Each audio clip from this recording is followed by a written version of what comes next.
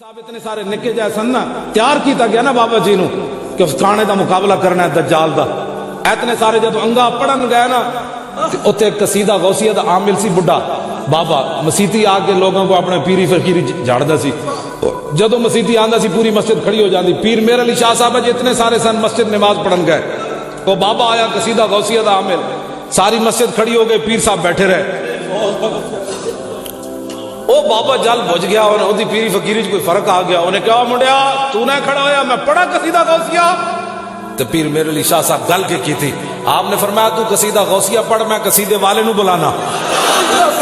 آپ نے فرمایا ساڑی بلی سانو ہی میں ہو, تو ساڑے بابے دا قصیدہ ساڑے دے پھوکنا ہی. اس ویلے پیر صاحب دا مقام سی تے جدو کانے دے مقابلے چلے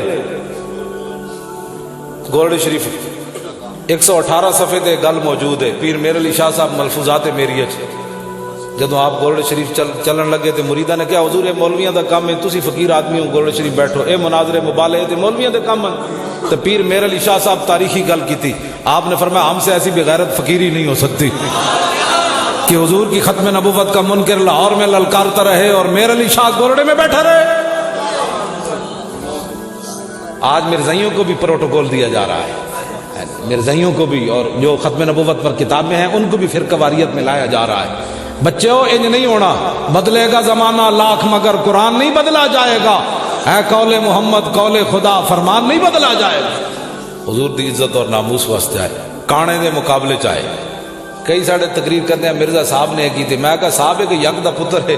ہاں جی صاحب تو تسی ہوئے, وہ کانا وہ کون ہوتا ہے. کئی تقریر کرتے ہیں جی مرزے نے یہ کہا اور حضور نے یہ فرمایا. میں آکھا کانا کون ہوتا ہے, کانا کون ہوتا ہے جدے مقابلے مطلب حضور دے فرمان دے مقابلے چنو لے آ رہے ہو تسی. ایسی تو گل ہی نہیں کرنی.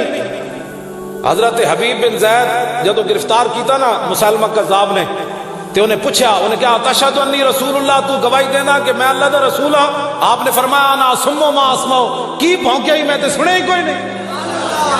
پھر انہیں پوچھا تشہد ان محمد رسول اللہ, تو گواہی دینا کہ محمد اللہ دے رسول ہیں. فرمایا ہاں. انہیں پھر دوبارہ پوچھا تشہد انی رسول اللہ, تو گواہی دینا کہ میں اللہ دا رسول ہوں. آپ نے فرمایا کی بھونکدا, میں نے سنی نہیں کوئی نہیں, کی بھونکیا ہی. پھر انہیں پوچھا تشہد ان محمد رسول اللہ, تو گواہی دینا کہ محمد اللہ دے رسول ہیں. فرمایا ہاں. انہیں کہا تو عجیب بہ رہے ہیں, جدو حضور دی گل آوے سنی نہیں, جدو میری آوے تن سنی نہیں.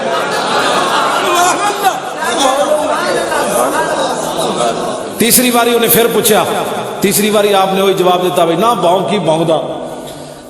پھر انہیں آپ دا تو ہاتھ کٹے حضرت حبیب بن زید دا. اے انہاں دے بیٹے نے جنہ میدان احد وچ حضرت ام عمارہ حضور دا دفاع کیتا تے 12 زخم لگے. تے جدو جنگ مک گئی تے میرے آقا نے فرمایا میرے غلاموں, اے ام عمارہ مل تفت یمینا ولا شمالا الا ورایتھا تقاتل دونی. حضور خوش ہوندے جڑا حضور دی عزت تے گل کرے یا حضور دی عزت تے پیرا دے. پورے جنگ احد وچ نبی علیہ السلام نے فرمایا میرے غلاموں میں جدھر بھی ویکھیا ام عمارہ میرا دفاع کر رہی سی. اور پھر دعا کی ملی. حضور نے فرمایا بارک اللہ فیکم آل البیت. ایک شوہر کے 2 پتر تے آپو بھی آ گئیاں. اتنے حاضریاں لوا دیں جی, میں پتر نو دکان تے بٹھایا تے میں آ گیا. میں کہا بچے تے حاضریاں نہیں لگ دیاں, پتر بھی 2 آئے ہوئے, شوہر بھی آیا تے آپو بھی آ گئیاں.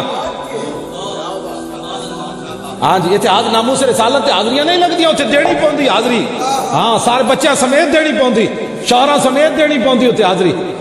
تے حضور نے فرمایا سارے نے تو گھر والے برکت ہوئے. عرض کی تھی حضور نہیں آج دعا چاہی دی جنت جو غلامی چاہی دی جتے آپ نے رہنا ہے. حضور نے فرمایا اللہم اجعل رفقائی فی الجنہ. یہ سرکار کا در ہے, در شاہ تو نہیں.